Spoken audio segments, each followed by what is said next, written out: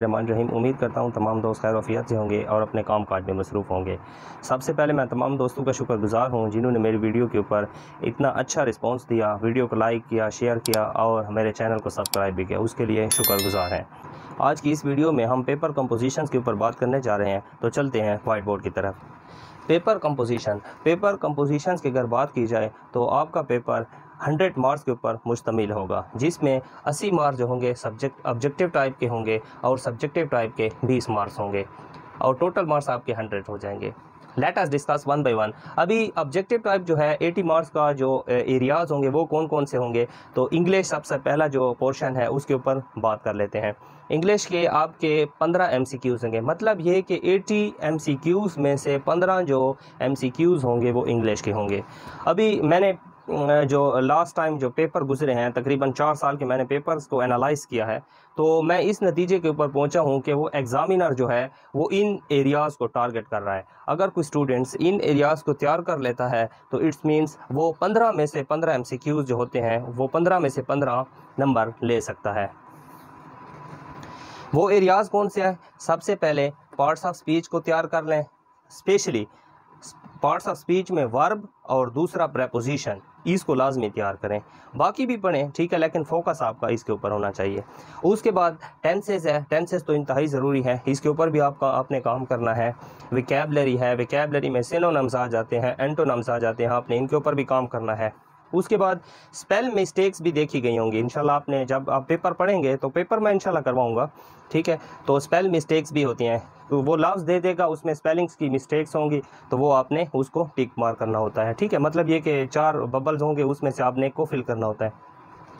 अच्छा, sentence errors भी होंगे, सेंटेंस जुमले दिए गए होंगे उनमें एक एरर आपने फाइंड आउट करना होता है। उसके बाद एक्टिव वॉइस और active voice to passive voice, ये तो लाजमी पोर्शन है, इसमें से 5 ये आते हैं और तकरीबन 5 डायरेक्ट से इनडायरेक्ट, ठीक है, हर पेपर में तकरीबन ईटा वाले देते हैं। उसके बाद डायरेक्ट टू इनडायरेक्ट नरेशन, ये भी आपने तैयार करनी है। ईडियम्स और प्रोवर्ब्स भी इसमें होते हैं, ठीक है, ज़रबुल मिस्ल वगैरह ये सारे इसमें आ जाते हैं। अच्छा, ये तो इंग्लिश का पोर्शन है, ये मैंने डिस्कस कर लिया। नेक्स्ट वीडियो जो मैं बनाऊंगा तो इसमें मैं आपको इंग्लिश के लिए आपने कौन कौन सी बुक्स को टारगेट करना है वो भी मैं इंशाल्लाह शेयर करूंगा। वो मेरे पास मौजूद हैं, इंशाल्लाह मैं उसकी तस्वीरें भी दिखाऊंगा। अगर आपको ज़रूरत होगी तो मैं दुकानदार और दूसरा जितना भी वो जहाँ से मिलती हैं वो भी मैं इंशाल्लाह शेयर कर दूँगा आपसे।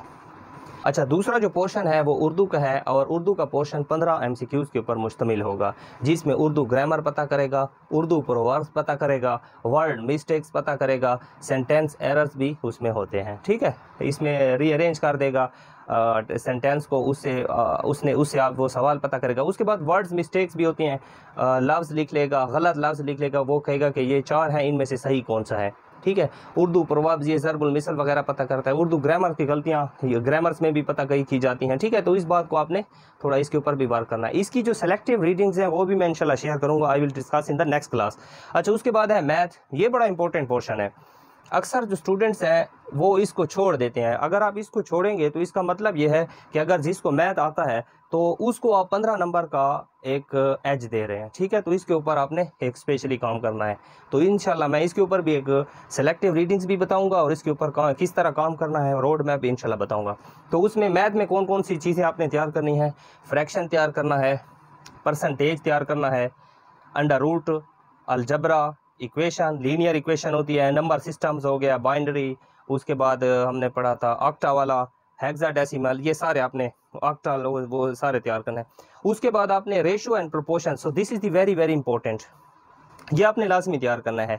रेशो एंड प्रोपोर्शंस का जो ये है ये बड़ा इंपॉर्टेंट है, आपने तकरीबन जितने भी वो पेपर देखे होंगे ईटा वाले इसमें लाजमी पता किया है। अच्छा, एक मैं आपसे बात शेयर करने जा रहा हूँ कि लास्ट टाइम जो पेपर हुआ है ना जेल वार्डन वाला, या पिछले जितने भी पुलिस डिपार्टमेंट के हों उनमें मैथ इंक्लूड नहीं था, लेकिन अभी जो वो है पेपर कंपोजिशन आई है उसमें 15 नंबर का उन्होंने मैथमेटिक्स को रख लिया, इस बात का भी थोड़ा खास ख्याल रखें। अच्छा, सिंप्लीफिकेशंस आ जाती है, जो ब्रैकेट्स वाले क्वेश्चन थे वो भी आ जाते हैं। उसके बाद एवरेज के क्वेश्चंस भी थे, ठीक है, उसके बाद प्रॉफिट एंड लॉस के क्वेश्चंस भी थे, ज्योमेट्री भी थी। तो ये सारे मैथ वाले पोर्शन है, एरियाज हैं, आपने इनको कवर कर देना है। सिलेक्टिव रीडिंग्स इंशाल्लाह I will discuss in the next class. अच्छा, उसके बाद चलते हैं इस्लामिक स्टडी, ये भी 15 नंबर्स का पेपर है, तो ये मुफ्त के नंबर है, ठीक है, ये मुफ्त के नंबर है, ये काफ़ी आसान सेक्शन है। इसमें से आपने इसमें से कोशिश करें कि इससे आपका एक MCQs भी गलत ना हो, तो सबसे पहले आप इनमें से कौन कौन से एरियाज़ हैं वो भी मैं आपसे शेयर कर देता हूँ। लाइफ ऑफ हज़रत मोहम्मद सल्लल्लाहु अलैहि वसल्लम, इसके बारे में भी पता कर सकते हैं। सहाबा कराम रज़ियल्लाहु तआला अन्हु, इसके बारे में भी पता कर सकते हैं। ग़ज़वात के बारे में पता कर सकते हैं। कुरान के मुतल्लिक़ भी क्वेश्चंस आते हैं। टाइटल ऑफ प्रॉफिट्स के बारे में भी पता करते हैं। इस्लामिक हिस्ट्री भी होती है। अभी हम डिस्कस करने वाले हैं पाक स्टडी एंड जीके को, और ये 20 नंबर्स के ऊपर मुश्तमिल होगा। अच्छा, पाक स्टडी में 712 से लेकर 1857 तक की हिस्ट्री आ जाती है। इससे भी क्वेश्चन आए हुए थे, ठीक है। और 1857 से लेकर 1947 के दरमियान भी क्वेश्चन आए हुए थे, और 1947 से करंट तक भी जितनी वो हुकूमत उसकी चल रही थी, ठीक है, हिस्ट्री, पॉलिटिकल हिस्ट्री चल रही थी, उससे भी क्वेश्चन आए हुए थे। तो ये जो फेस है इंशाल्लाह इसको भी तैयार। उसके बाद जनरल नॉलेज के ऊपर आ जाते हैं। इसमें तकरीबन 10 क्वेश्चन जो होंगे पाक स्टडी से आएंगे, और 10 क्वेश्चन जो होंगे जनरल नॉलेज के होंगे। अभी उनको डिस्कस कर लेते हैं। तो जनरल नॉलेज में वो पता कर लेता है, माउंटेन्स के बारे में पता कर लेता है कि पाकिस्तान की सबसे ऊंची चोटी कौन सी है, उसकी लंबाई कितनी है, या वर्ल्ड लेवल के ऊपर भी पता कर लेता है। जैसे माउंट एवरेस्ट है, वो दुनिया की सबसे बड़ी चोटी कौन सी है, उसको सबसे पहले सैर किसने किया है, इस हवाले से भी क्वेश्चन जीके के लेवल के पता करते हैं। उसके बाद पर्सनैलिटी के लिहाज से भी पता करते हैं। जिस तरह लास्ट पेपर उन्होंने पता किया है नेल्सन मंडेला का, ठीक है, कि वो किस मुल्क का सदर था। उसके बाद ऑर्गेनाइजेशन, डिफरेंट जो ऑर्गेनाइजेशन है, जैसे इंटरनेशनल मॉनेटरी फंड हो गया उसका हेडक्वार्टर, और दूसरा वर्ल्ड बैंक हो गया उसका हेडक्वार्टर, या दुनिया में जितनी भी ऑर्गेनाइजेशन, शंघाई ऑर्गेनाइजेशन कॉर्पोरेशन है उसका हेड ऑफिस कहाँ है, ये सारे उसमें पता करता है जीके में। उसके बाद रिवर का भी पता कर लेता है, समिट्स का भी पता कर लेता है कि फ़लाँ जो ऑर्गेनाइजेशन है या फ़लाँ जो तंजीम है उसकी लास्ट समिट किस मुल्क में हुई है या किस सिटी में हुई है, उसके हवाले से भी पता करता है। तो ये भी आपने तैयार करना है। ये इंशाल्लाह मैं इसके ऊपर भी एक कंप्लीट डिटेल वीडियो डालूँगा।